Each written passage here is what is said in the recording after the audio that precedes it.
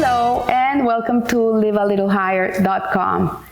Next Friday, this Friday, we will start celebrating the holiday of Sukkot. It's a beautiful holiday. It's the culmination with Simchas Torah, Shemini Atzeret and Simchas Torah, of a whole month of a emotionally charged experience in which in Rosh Hashanah we coronate our King and we recommit ourselves to Him. On Yom Kippur, we're forgiven for our boo-boos of the year, and Hashem gives us a clean slate.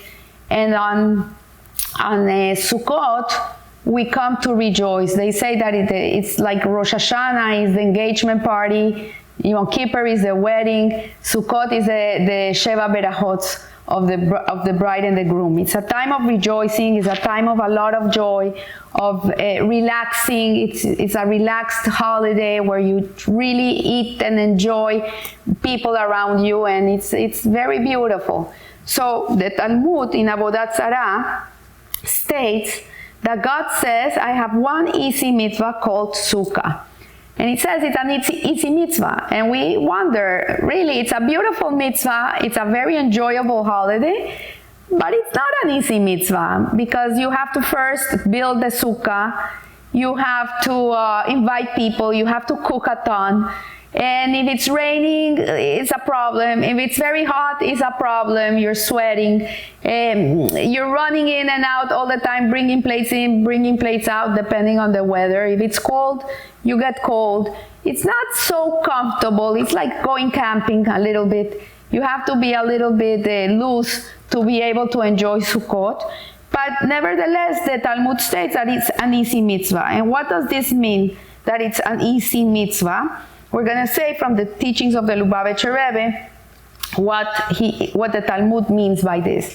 So Sukkot is a day in which is the days in which we remember the generations of the children of Israel when they came out of Egypt, and they had to dwell in sukkahs for 40 years. So it's a time in which we're remembering how Hashem really took care of the Jewish people for 40 years in a desert. They didn't live in comfortable homes with a roof and cement in the floor. They lived in the desert. They were moving all the time. They were journeying. They had to pack their sukkah. They had to unfold it. They had to rebuild it, and again and again and again for 40 years, 42 journeys in total.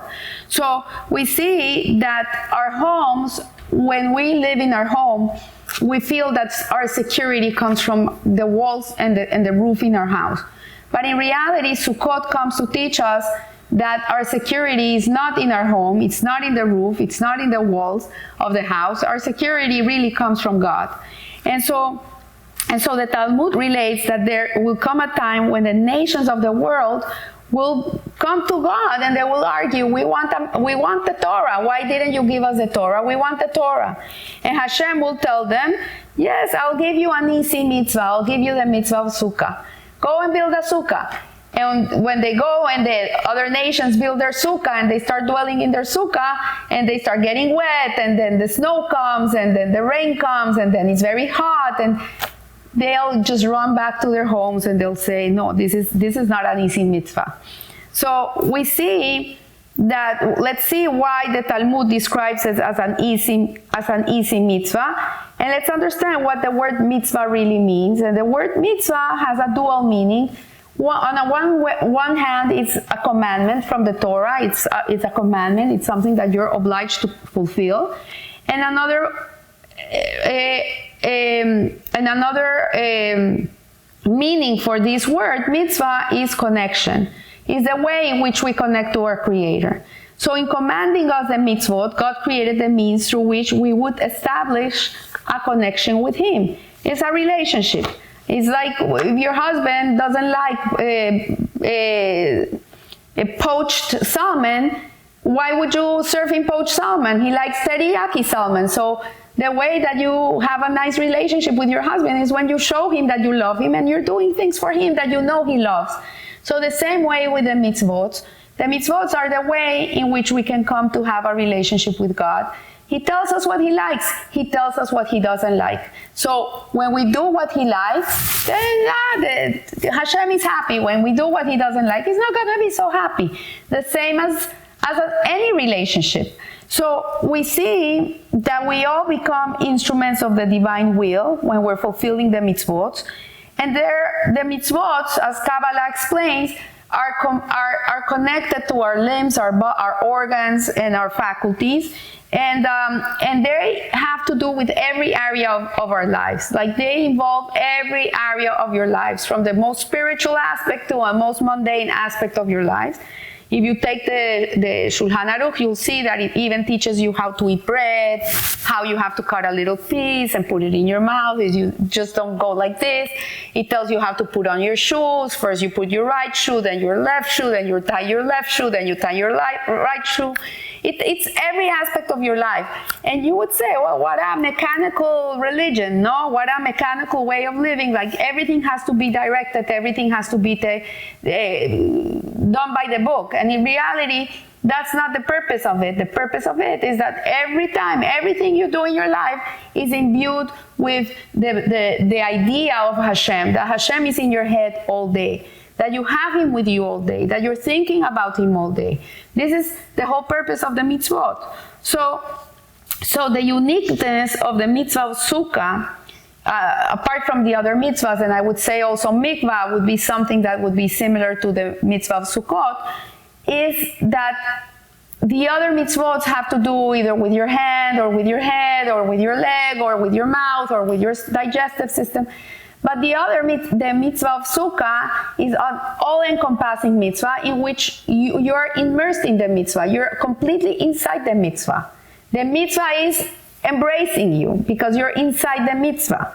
So we see that we have to understand what is this distinction of the mitzvah of Sukkah as an all-embracing medium of connection with Hashem, and it's best understood in light of the significance of the home to the human being. So our sages point out how deeply rooted a person is to a home. In today's world, there's something going because people are not so connected to having a home. People want to rent. And now we have problems with the inflation and all that. But before the inflation, the younger generations didn't want to settle down, but they don't want a home. They just want to rent, and they want to travel here and travel there. And there's something wrong with that, because in reality, a home is something that is very essential to the well-being of a human being. To come to your home is not the same to come to a rental.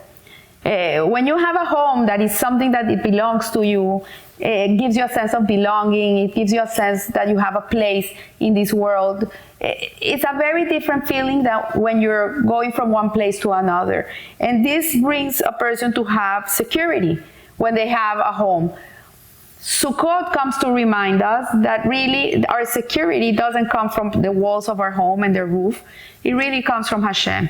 So when you have a home, and especially if you have a Jewish home where it's filled with Jewish symbolisms, you have a mezuzah, you have Torah books, you eat kosher food, you invite guests for Shabbos, you give a shiur once in a while in your house.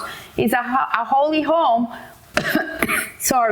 where you invite the divine presence to rest in your home. Then this is what it means. So that Talmud goes so far as to say that one who does not possess a homestead is not a man, and the need for a home is intrinsic to the soul of man and a defending aspect of the human estate. Thus, a person's identification with his or her home is not confined to the house he or she spends within its walls. Also, when we are at work, visiting with friends, or taking a stroll in the park, it is as the owner of this particular home that we work, visit, or stroll. So yes, we work for a home. The other day I was seeing this man saying that why would you invest in things that take money from you? Like, it's better not to own a home. It's better to rent. And to own homes that you rent, and that way, this is a very lucrative business. And I was commenting this to my husband, and he looked at me and says, okay, Margie, but why does he work?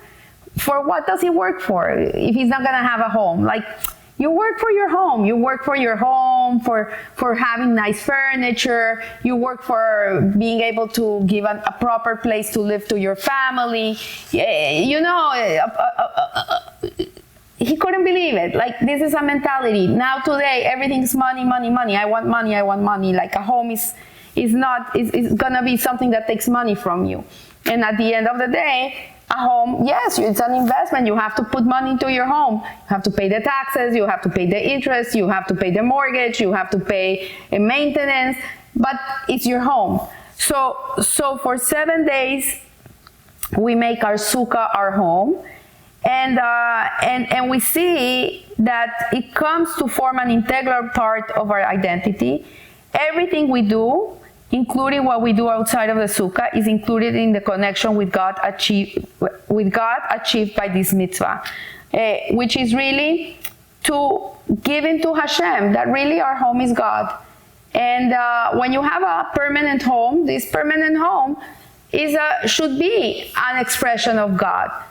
And when you come out of this home for 7 days and you dwell in a sukkah, then this sukkah is a reminder that really, why do you have a home? It's to make it godly. And so now we come to understand what does an easy mitzvah means. And the Lubavitcher Rebbe, he teaches that the mitzvah of Sukkot is God's easy mitzvah, and there's an approach of fulfilling the mitzvot. There's two approaches to fulfilling the mitzvot. One is a person that fulfills mitzvot as a duty. He sees it as a duty. And such an individual sees the purpose of his life in the realization of his own personal ambitions. At the same time, he recognizes that God is the master of the world. So this is a person, you would say, he's a balanced human being. He works, he has ambitions, right? He has things he wants to accomplish in life, or things he wants to have. He has ambitions, but nevertheless, he recognizes that Hashem is the master of the world. And because of this, he feels that he has a duty to obey Hashem's commandments. And then you have a person that for him, the mitzvot is the purpose of his existence. He doesn't see them as a duty. He doesn't see them as a burden, like I have to keep them because Hashem takes care of me, so I have to take care of him. He doesn't see it that way. He sees this individual understands that I was not created but to serve my Creator. So his whole raison d'etre, why he exists in this world, is to do things for Hashem. This is his purpose. And this is calling, as is true, I. And at the ultimate fulfillment and realization of who and what he is, if we assume the first approach and regard the observance of a mitzvah as a duty, there will be a both difficult and easy mitzvah. Yes, if for you fulfilling the mitzvah of Sukkot is a duty, then it's not so easy. It's going to be hard. You're going to do it. You're going to put your best face. You're going to cook the best food. You're going to invite people. You're going to make it the most beautiful sukkah. But it's a duty. And so it's not going to be something that it's easy for you.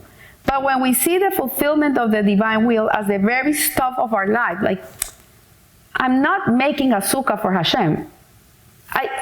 The sukkah is the purpose of my entire existence. Like, I have to make a sukkah. This is why I'm here.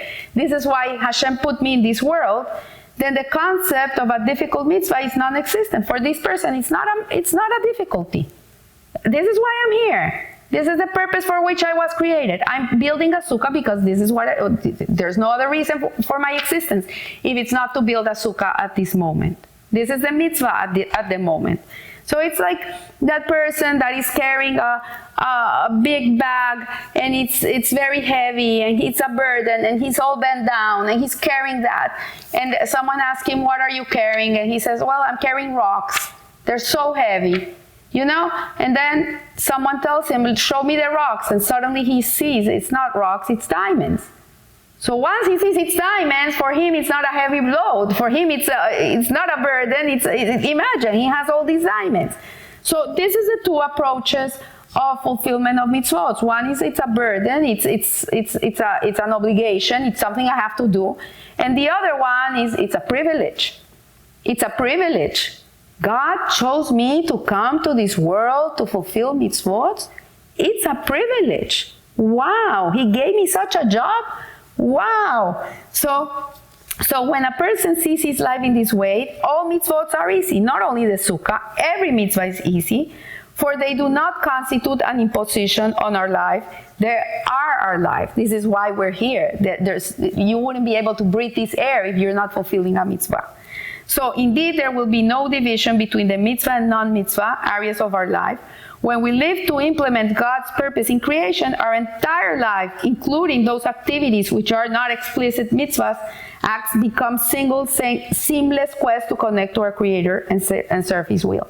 So a person that lives his life this way, for him, even the mundane is part of God's will. And he has to go and change a diaper. You know, there's nothing more mundane than changing a diaper. For him, he's not changing a diaper. He's serving a baby. He's helping a baby be clean, be happy, be healthy. It's a service. So if all mitzvot could be observed in either of the above two ways, there is one mitzvah whose terms of observance call for nothing less than the second approach. The mitzvah of sukkah does not tell us to do something, it tells us to be something. The sukkah dweller is not trying to do something, he's trying to be something. And the way to observe this mitzvah is to make the sukkah our home, our environment, our roots, our very identity for 7 days of each year of our lives. We feel when we're sitting in that sukkah, it can be boring, but you're there and Hashem is embracing you. And this is your relationship. So when we apply the model of the mitzvah of sukkah to our observance of all of God's commandments, they too assume the all-embracing quality of sukkah, and they too become as easy as life itself. So I want to wish you a Hag Sameach. You should be very besimha, you should be happy. It's a time to be very happy in knowing that God is there always with you. He's all-embracing, He's all-loving, and He wants us to have a relationship with Him, that's all. And to find that loving feeling with Hashem. Enjoy it. And remember, live a little higher. Thank you.